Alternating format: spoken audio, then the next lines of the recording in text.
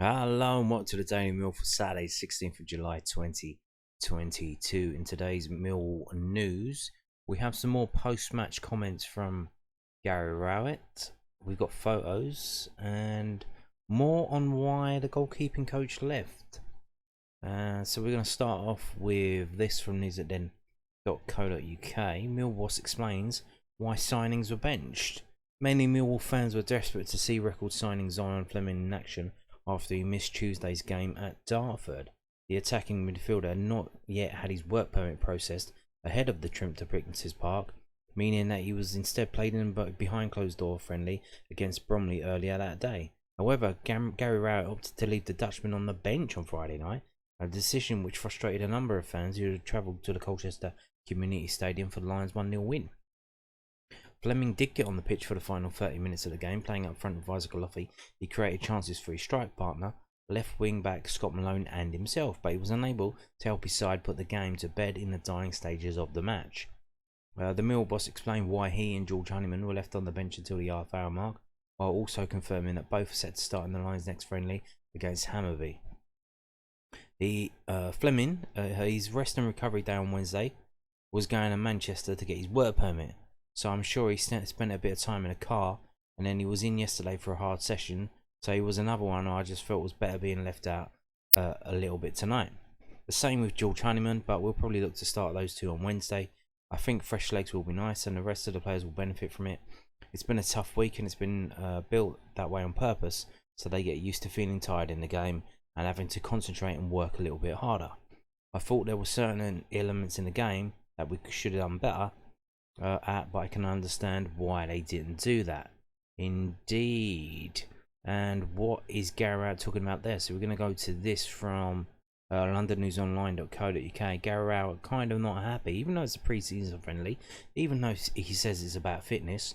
He's not happy about some things that happened in that game yesterday at Colchester. So what is he on about? What's his problem? There were a couple of moments where I expect us to be more professional. Mill boss critical after a win over Colchester.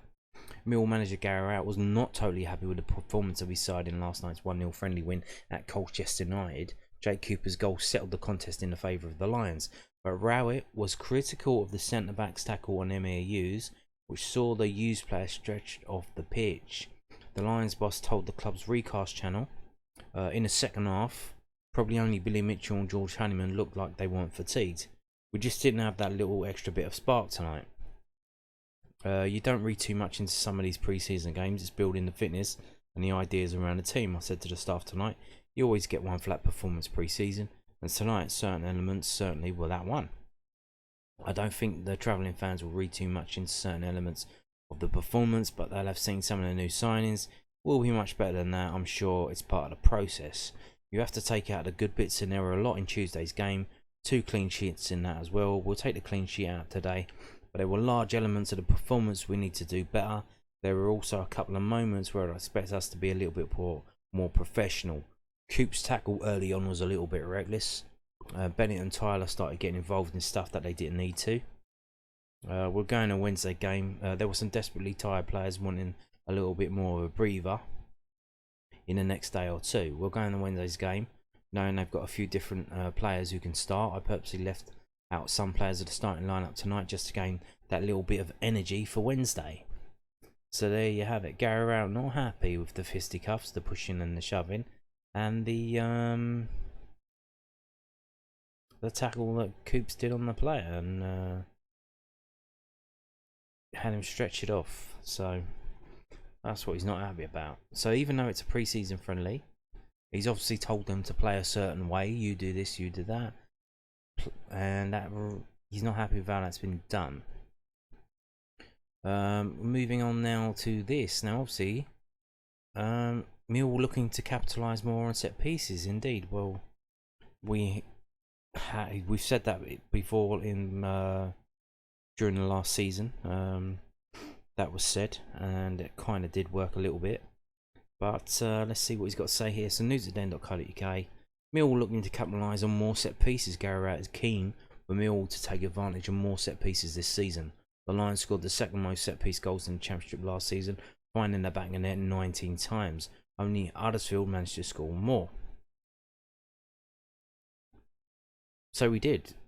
We did then. We won one of the best in the league. We're second best. Okay. Against Colchester United on Friday evening, Jake Cooper managed to score from Murray Wallace's long throw-in, a goal which ultimately won the game for the visitors. The Millwall bosses keen for his side to increase their success rate from set pieces next season in order to improve their output in the final third, which is something they struggled with in 21-22. But we're already second most in the league, and that's when you do that. If you did that by percentages, we didn't score a lot of goals last season compared to the rest of the league. Our goal scoring was very low. We won it. Our defence were winning games by keeping the scores down and keeping clean sheets. I would say you would want to score more from open play, because that's not what we're doing now. Especially with the better players that we've bought now. Against Colchester United on Friday evening, Jake managed to score Murray Wallace's long throw in a goal, which ultimately won the game for the visitors.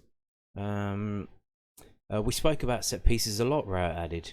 Our division is full of teams that score goals, and to score goals you need to get your fair share of set pieces. We know that's a strong area for us, and we have to continue to capitalise on that. Maybe, now here's the thing. Who was taking the free kicks last season and the corners? Mr. Jed Wallace, when he was playing. So maybe they do have to kind of relearn it and figure things out who's taking them. Whoever's on the pitch, because George Saville seems to be the one next in line. But is he going to be on the pitch all the time? Because there's only 2 central midfielder place. So someone else needs to step up. Got Scott Malone, obviously, left-footed player. But who else takes them? We want to score a lot more goals from open play this season. Yes, he gets it. I think we've had a fair share of goals this pre-season. Tonight wasn't one of those, but we had some reasonable chances. There were so many moments where we needed a little knockdown for someone or a good pass for someone, and they're in. We didn't quite manage to do that, but there were some positives, and certainly a set-piece goal was one of those. Good stuff.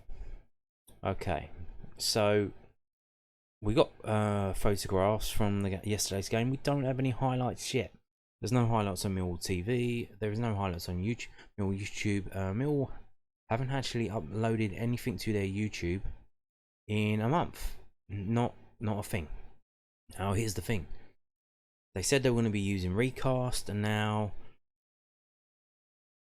they haven't put any highlights on Recast. So what's going on? They've got the Millwall TV now. See, they're not doing it. They're not very quick on uploading things. They did upload the Crystal Palace game.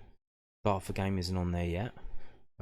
Probably nor will it be. It's. I told you that the highlights are on Dartford FC's YouTube channel, and I think a lot of you went over there because the views skyrocketed. They went from 1,000 to 4,500, nearly 5,000 now. So, and it's their third most watched video. So, well done for that. But what is happening with Millwall fans' options to watch Millwall next season? We literally don't know. Is this Millwall TV alright? We haven't had a Millwall TV segment that's been produced by Millwall yet. So we don't know what Millwall are actually making. The one against Crystal Palace came from Crystal Palace, though Millwall did have a camera set up and did some live to camera pieces with Carl Bates and Max McClellan, so they did that. The Dartford game was, I think, filmed by Dartford, and it's on their YouTube channel. Millwall haven't put any of that up. They haven't even put the goals up on their YouTube. Are they going to stop using the YouTube because they got the Millwall TV? Are they not going to put stuff on Recast because a lot of fans were moaning about Recasts, having to watch ads or pay for credits, and it was literally, if you're going to do that every week, that is going to be very expensive. So what it seems now that they're doing with Recast is they're putting on little short interviews that they can put on there, and it won't cost the fans a lot to see, like 15 credits, 20 credits, 10 credits, something like that, which you can easily get by watching a couple of adverts. That's it. Whereas they were doing live under 23 games before, which were 500 credits, And if you wanted to watch them, you'd have to watch like 20 adverts, something like that. So what's going on? Have they got cold feet on the recast thing? Are they not going to be putting long form clips up there or on highlights? What's happening in the YouTube channel? Are they contractually obliged by the league to put their video up on YouTube, or will they can they get away without doing that? Now, I've been around quite a few clubs as YouTube. They seem to all use YouTube, so I think they must have to put them up there after a certain time. We don't know. But what is happening with Millwall TV? Well, I guess we're going to see on Wednesday, because I don't know if they've announced if they're going to be streaming that. They're trying to sell tickets now. We'll get to that at the end. So maybe it won't be streamed. Maybe you have to go down there. I don't know. But let's just have a click through these pictures that we got. You can see there they're using the new ball. That's the new ball. It's going to be used by the EFL new Puma ball, I believe it is. There you go. Not a lot in the crowd. I don't know why. A lot of these Essex teams play their games on Friday nights. I don't know why that is. Probably if they put them on Saturday, will people not go? I don't know. I have no idea. It's all very weird. There's Cooper after he scored his goal. There's Zion Fleming, so that was obviously later on in the game. There's a better one of Zion Fleming. Boots there. Has he got orange laces? Orange laces because he's Dutch. You get it? Orange laces. Yeah. So obviously still waiting for highlights to pop up on Colchester United TV on YouTube. So I imagine it's not up there yet. So I imagine we'll probably have to wait till Monday now, which is a bit of a ball ache. But what are you gonna do? I bought the game I streamed it live. I watched it what I could of it because I was busy doing other stuff, you know. And I had to keep perennially looking at it, and the sound was shit. Because the sound was ported in from BBC Essex commentary, and it was completely muffled down. So I don't know what. Although I think that might have been a benefit because they did have a woman commentating in the second half for some reason. But yeah, still waiting for the highlights for that. Here we go. Now, I told you in a video earlier in the week that there was some funny business going on with the goalkeeping coach, Lee Turner. Because if you haven't seen the video, I'll quickly recap it. They put up a story with a link saying, Millwall goalkeeping coach retires. And then you click on the link and it goes to nowhere. It's 4:04. They vanished it. They deleted it. Okay, so then they put up another story about 45 minutes later saying, goalkeeping coach Lee Turner leaves Millwall. And then later on in the day they put out a thing saying Andy Marshall's the new goalkeeping coach. Which is fine, but then kind of thinking what funny business is going on here? Because we're losing a lot of coaches and backroom people. They're leaving, they're walking out. And for this to be happening during pre-season is kind of weird. Like, I'm thinking, what's going on here? What's this about? Is something happened? I don't know. But this is from LondonNewsOnline.co.uk. So Millwall boss and goalkeeping coach change as Andy Marshall replaces Lee Turner. So Gary Rowett has given his reaction to Andy Marshall being appointed Mill's new goalkeeping coach. The Lions announced earlier this week that their former player had taken the role.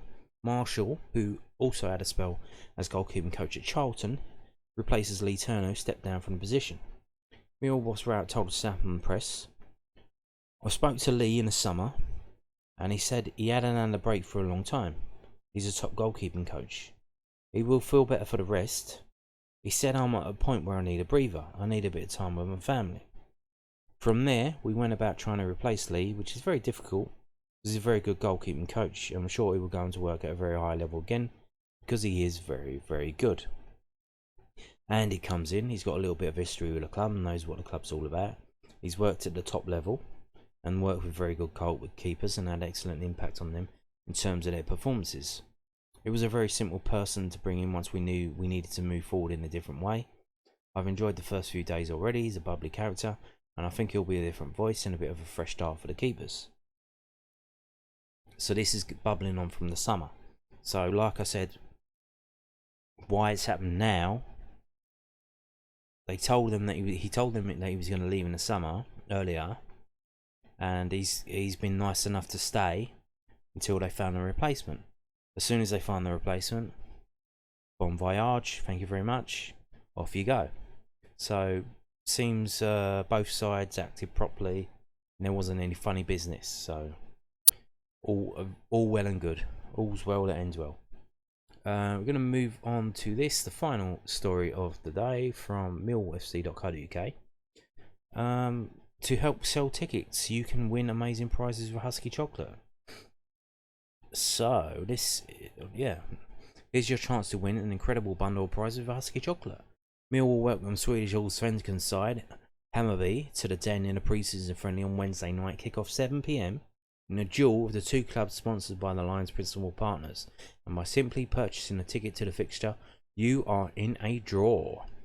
How do you fancy winning the following? Signed Millwall shirt, yay! Signed Hammarby shirt, no! Watch a Millwall training session with a chauffeur transfer. Ooh, 100-mile round trip limit though. So you probably have to get a close, get out your Google Maps or whatever you use, figure out what train will get you 100 miles to the ground, and then sort that out yourselves. A meet and greet with the management and players. Ooh, £300 Husky wear voucher. I don't know about that. 1 year supply of Husky chocolate. Yay! I've had that and it's pretty decent. It's 365 bottles.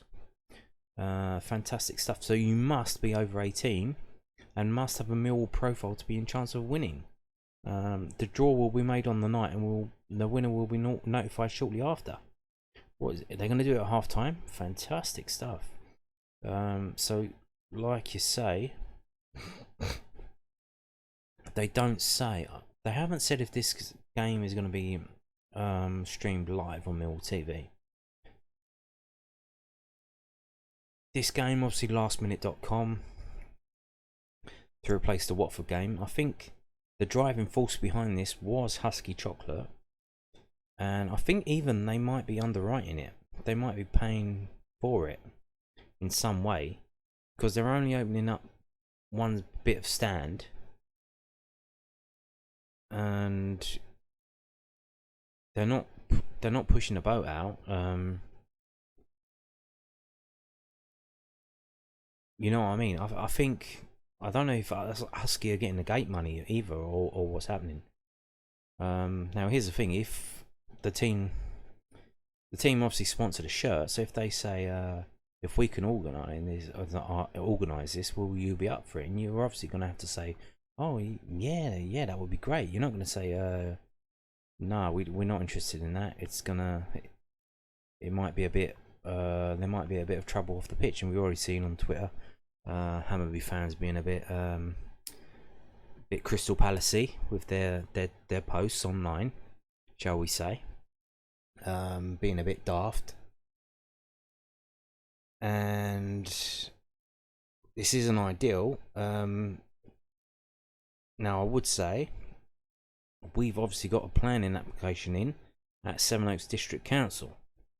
Even though none of this stuff should affect that, we really don't need to be taking chances of any funny business going on off the pitch at the moment, especially one that will get blown up in the media.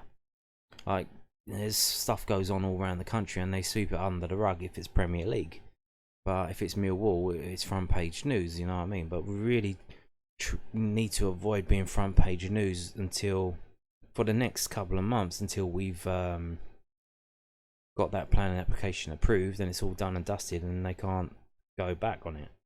Even though the training ground is really not going to have anything to do with Millwall fans anyway, because Millwall fans won't be going to it. But yeah, I think this was sorted and organised by our Husky, and Millwall said okay. And they've literally like just put the West Upper, so what would that be, like 3,000 people? I don't. Tickets are cheap as well. They're only £10. Now I did figure, well, if they're streaming it for 5, they can't really sell it for much more than that, can they? But yeah, so we'll see what happens. And if you buy a ticket, you could win all these amazing prizes. It's one person's going to win all of this. Now I think you must have to be able to purchase online then, I guess, because if you rock up to the ticket office, how are they going to know if you have a Millwall profile, and how are they going to enter you into the draw? So I imagine you have to buy it online. Shall we read the terms and conditions? I don't know.